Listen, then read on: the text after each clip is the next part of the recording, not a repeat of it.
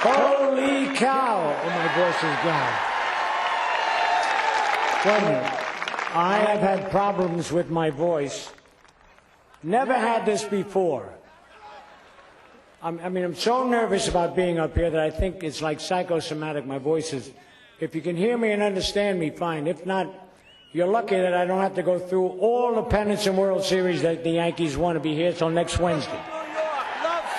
But I want to congratulate Murphy with the Golden Tonsils. Lefty, whose record speaks for itself, and Leo the Lip, who was my type of manager. The only thing was that he would get on me every once in a while in some of the World Series, and he'd like to find out something personal about you. God, this doesn't even sound like me. I can't. Anyway, DeRoche's favorite with me in the World Series was when I pop one up, he'd say, home run in an elevator shaft. But he was a great man. And I'll tell you, the only reason that I'm here today, believe it or not, is because of you fans, my family, my relatives, and all my friends.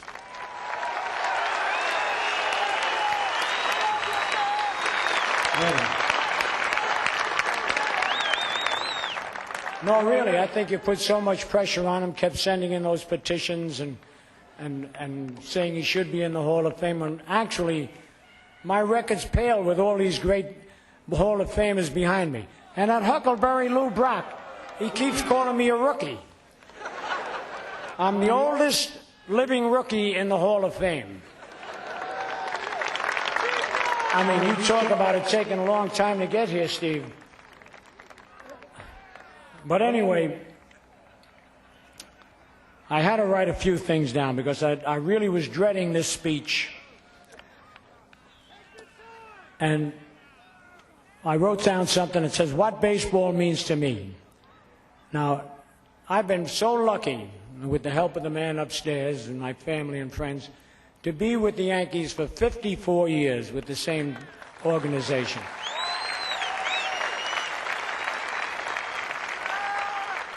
And baseball has made it possible for me to support my family, send them through college, and meet people and go to places that we never would have had a chance to do. Actually, my whole life up to this moment has been baseball. And it's flashing by me so quickly. I'm going to try and tell it as quickly as it's flashing by me. Because when I was a little kid in Brooklyn,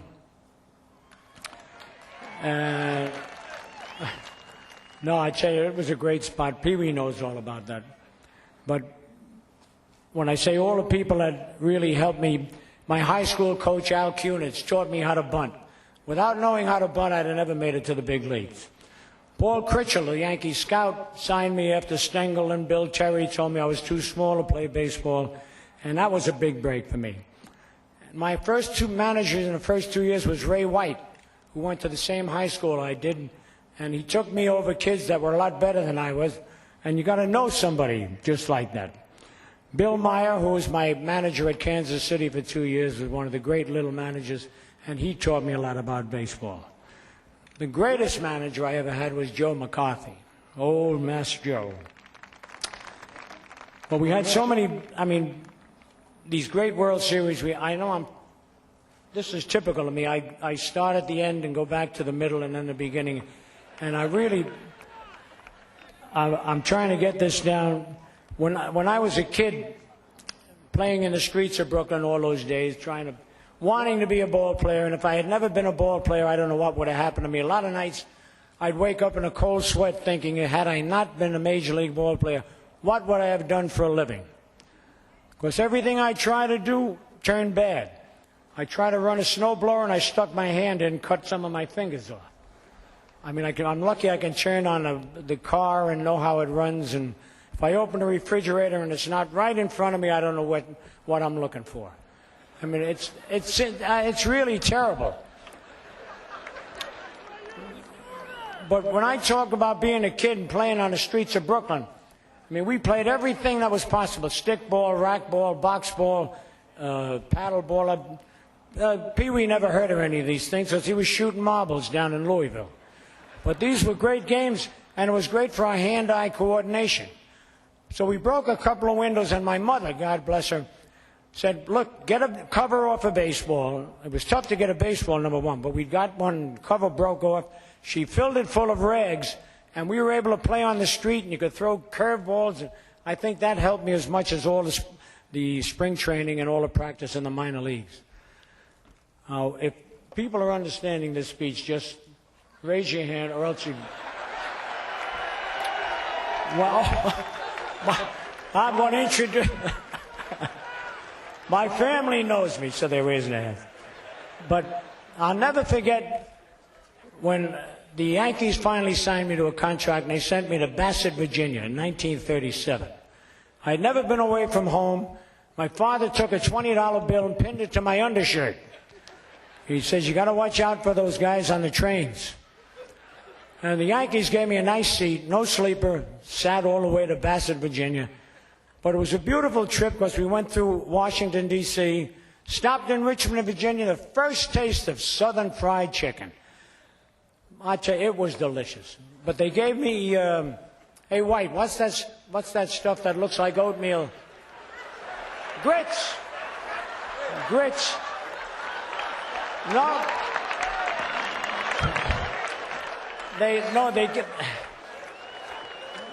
They gave me these grits, and I didn't know what to do with them. So I put them in my pocket. I had no idea what. But anyway, then we got to Bassett. Now, Bassett was a town of 1,600, counting the cows. I got off the train, and there was no town there. I'm looking around the mountains, just like your beautiful mountains. And then the train pulled away, and there was the town. A little drugstore, a theater that was only open 2 days a week, and a drugstore. And that was the town of Bassett. The sheriff met me there. Sheriff Kuntz. I used to have breakfast with him every morning. And he took me to the boarding house where we stayed. And don't forget, I was making $75 a month at this time. Saving money, sending half of it home to my mother. In those days, oh, there's no sense talking about that. These kids today wouldn't remember that. But you could get a steak for 35 cents and all you could eat. But that was and yet, wait, one thing happened to me in Bassett. Listen, anytime you want to leave, just leave, because this is absolutely going nowhere. But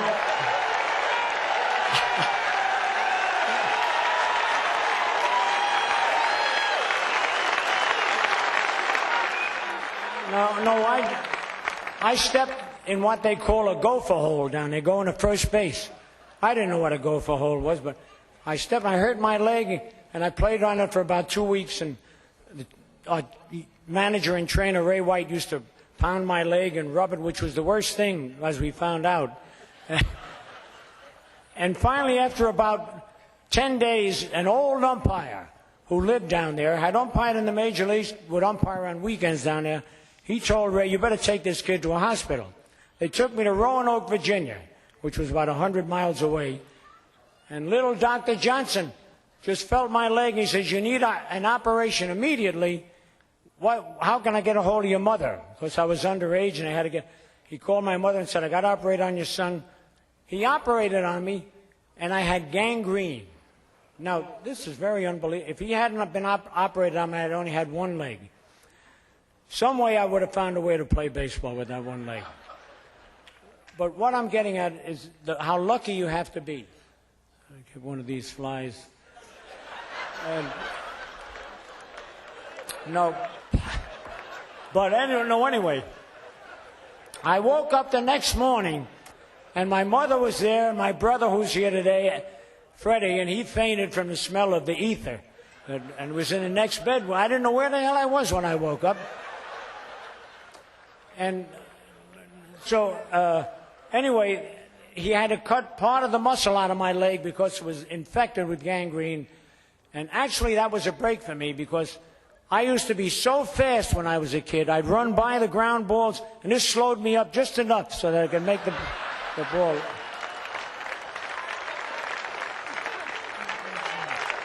I only got a couple of more of these. No, but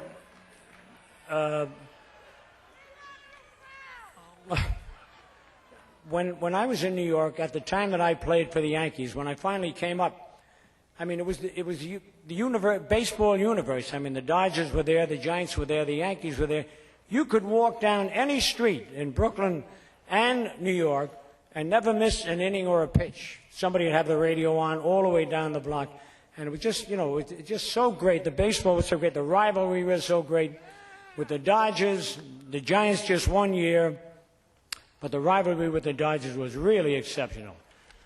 It's unfortunate we beat them every year, but that 1 year, that 1 year they lucked out. We figured we better let them win one, or they're going to leave town, and they left town anyway. Well, I want to tell you something. That we had the best team, you know, and it wasn't that money could buy. In those days, we didn't make any money, but what a club we had. We'd win the pennant close to the 4th of July, and then we'd relax and just get in the World Series. And in those days, we made more money from the World Series checks than we did in our salary for the year. That was supposed to be a joke.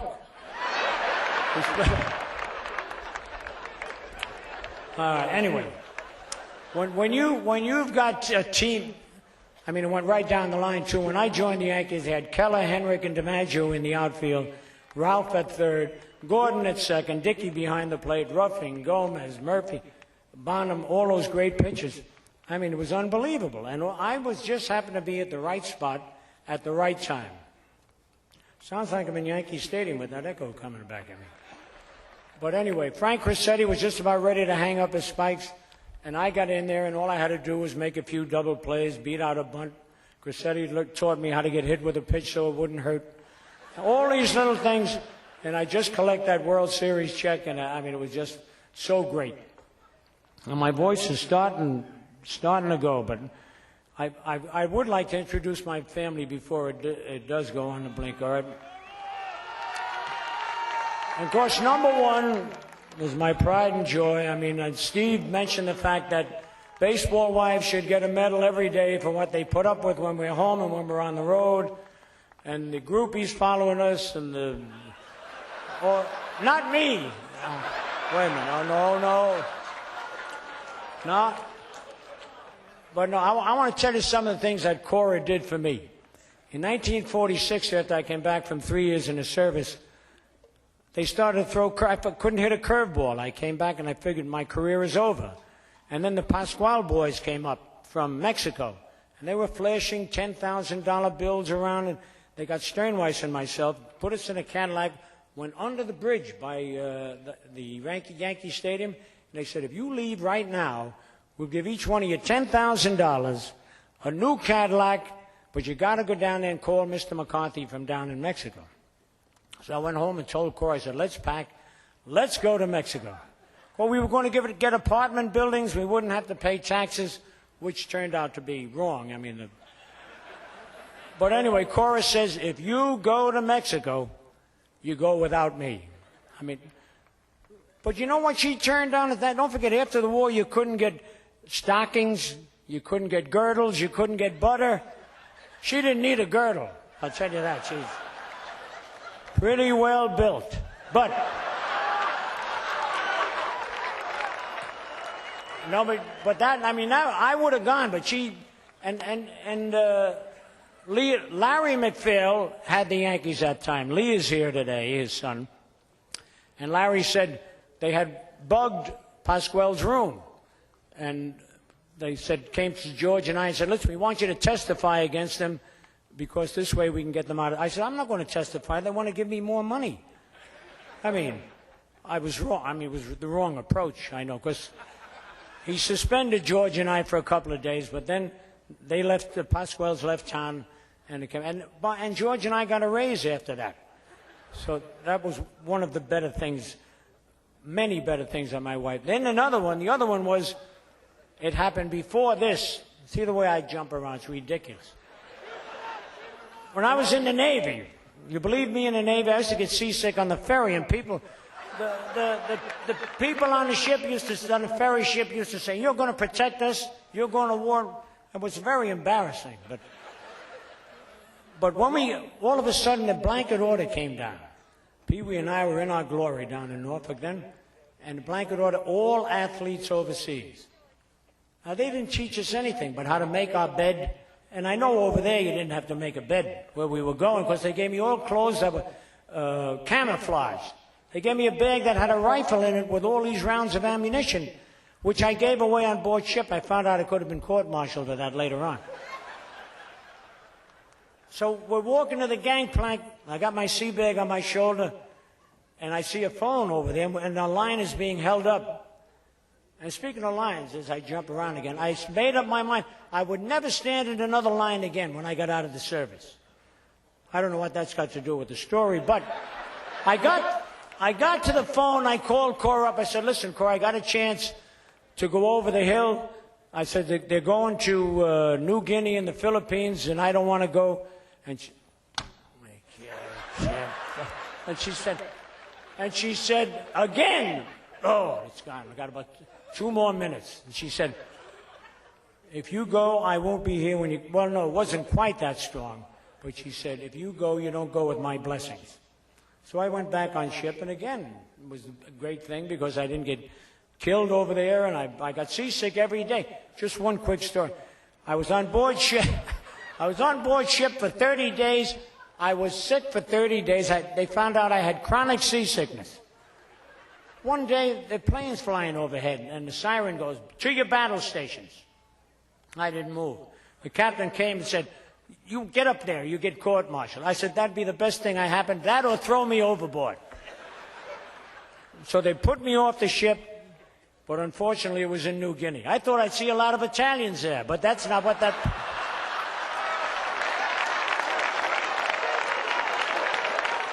Who's going to pull me off of here? Well, wait a minute.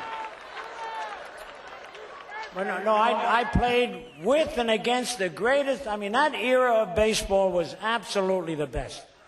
Now it's great for the monies they're paying now. I mean, I'd like to play just 1 year now, but oh, wait a minute.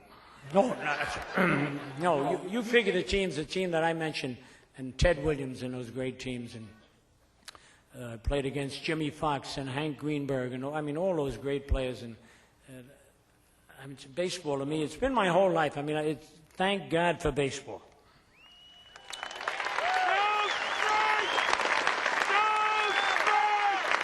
You know, I got a note here about Joe DiMaggio and Lefty Gomez teaching me about room service.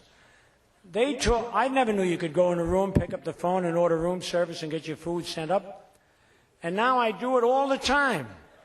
I mean, I never get downstairs. I tried it with Cora after we came home, but she didn't, no room service. But I do, still on that, I've got to mention, I've got to get these flies out of here. I want to introduce my bride, Cora Rizzuto, right there. Come on.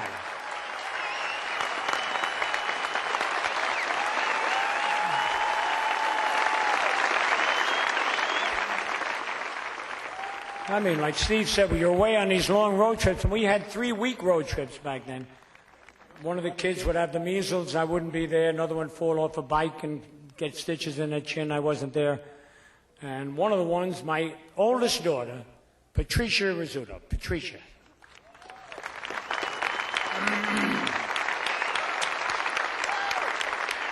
And then the next one is Cindy. Cynthia Rizzuto. Cindy. And then Penny. Penny Rizzuto.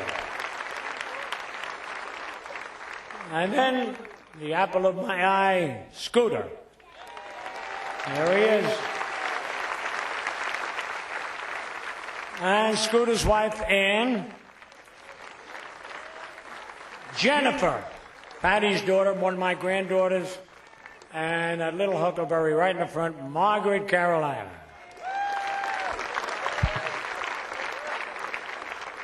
All right, this is it. Oh, no, wait a minute. I forgot my whole career as an announcer. But I think that's best forgotten, because Howard Cosell told me the first week, he says, you'll never last. He says, you look like George Burns and you sound like Groucho Marx. So 38 years later, I'm doing it my way and still here in broadcasting, but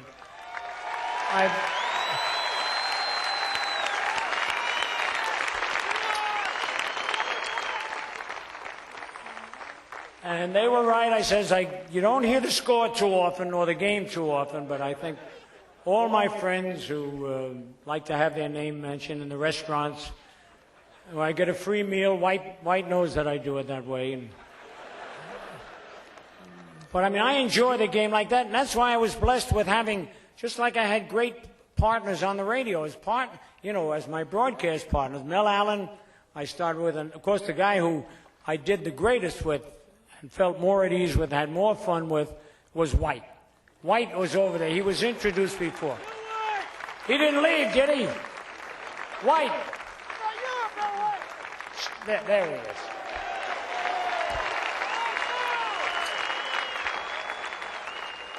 But I mean, really, you're great now with, I got Mercer. Took me a while to learn that Oklahomese language, but now he's got it down pat, and he's an excellent broadcaster. You know, it's a funny thing. Mercer and Mantle both came up as shortstops. You know, when Mickey came up, now this is ridiculous. I'm going from the end of my career back to the, you know, when Mantle came up, I had my bags packed. Because I'd heard about Mantle, he could outrun a rabbit and hit the ball out of the moon, over the moon, and I had won the MVP that year before, and I really thought they'd trade me. But I saw Mickey trying to field grounder. He and Mercer were the same. As soon as I saw them trying to field grounders, and they had to clear in back of the first baseman, I had to get all the people out of the stands because they were hitting them. So they put Mickey in the outfield. He never played the outfield. They gave him a pair of sunglasses. He put them down too quick. The first ball hit him right on the head. But he turned out to be a pretty outstanding outfielder. What a ball player. Why, he could have won every award if he had two good legs. Well, I'm on the last page.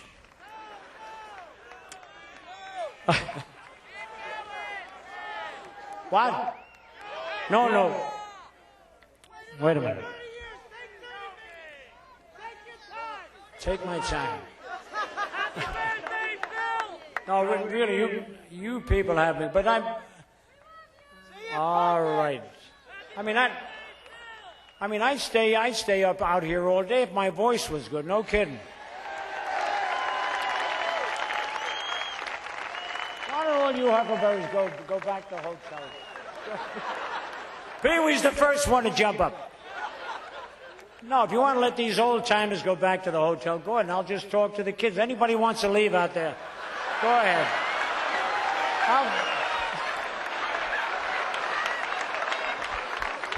Bench and Barrett. I'll tell you, they take so many foul balls in the mask. That's where here they're coming.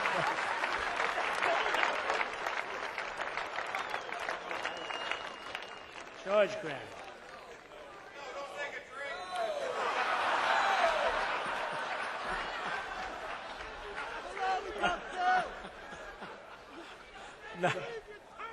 No, seriously, I better not. But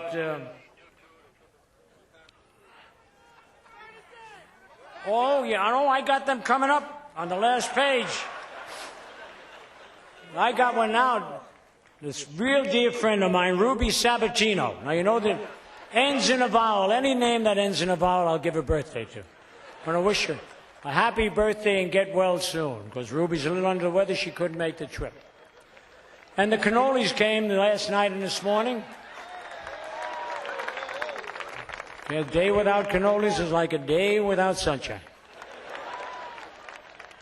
All right, I got to get off here. If one of you guys would just come and drag me physically off. I just want to say I have been the luckiest man in the world. I talked about my family. I talked about my baseball career.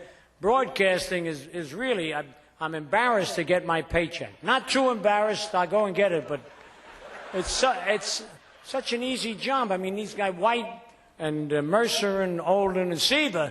I mean, unbelievable with Seaver. He should be someplace, and he's sitting up here. He should be out broadcasting games. He could be the commissioner or the president of the American League or the National League.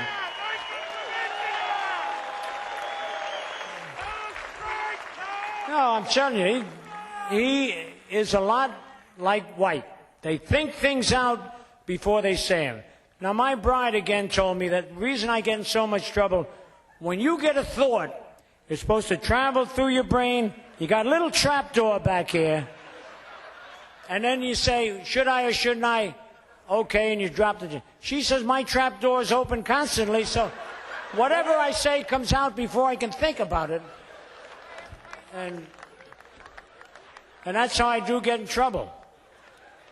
But I really, the broadcast partners I have had, Mel Allen, the greatest, the voice of the Yankees, right on down the line, every one of them and all the ball players I played with, all the teammates I had, without them, we wouldn't have gotten all those. I mean, after the DiMaggio era and the Henrik and Burrow, we had the Mantle, the Bauer, the Woodlings, and Yogi, and who else? I mean, we had, on third base, wait a minute. All my third basemen had to be alert for any ball hitting the hole. I try to teach these young kids today, ball hitting the hole, backhanded, throw it to the third baseman, let him throw the guy out. Of course, you know, you got that run going away, and the same way with the second baseman. But Brown, Dr. Bobby Brown, who's leaving the American League presidency in a little while, was at third. He had the great arm. Billy Johnson had a great arm. Andy Carey, another one who had a great arm. Gil McDougall. They were all. And McDougall, outstanding ball player, could play any position in the Hall of Fame. What?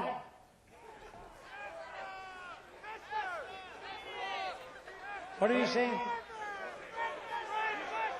Oh, he wants me to get out of here, right? Oh, Clete Boyer. Well, I didn't play with Clete Boyer. Clete Boyer is not dead. Did you hear when Bob Uecker came into the stadium, who did he tell it? Uecker came into the stadium and he saw him and he was mad. He said, I thought you were dead. I said, I'm not dead. He said, I sent you a card, send it back to me.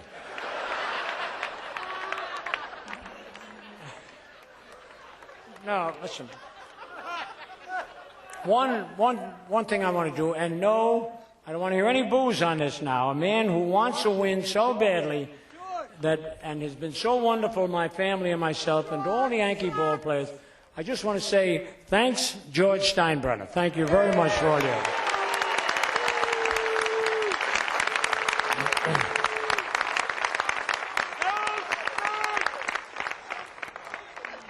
And I don't say that because I lead the league in days. I have had more days, and always George comes through. As a matter of fact, I was supposed to have a day on August the 13th. The strike came up, and I said, hot dogs, I won't have a day. George moved the day to the 9th. So now we're going to have another day for me.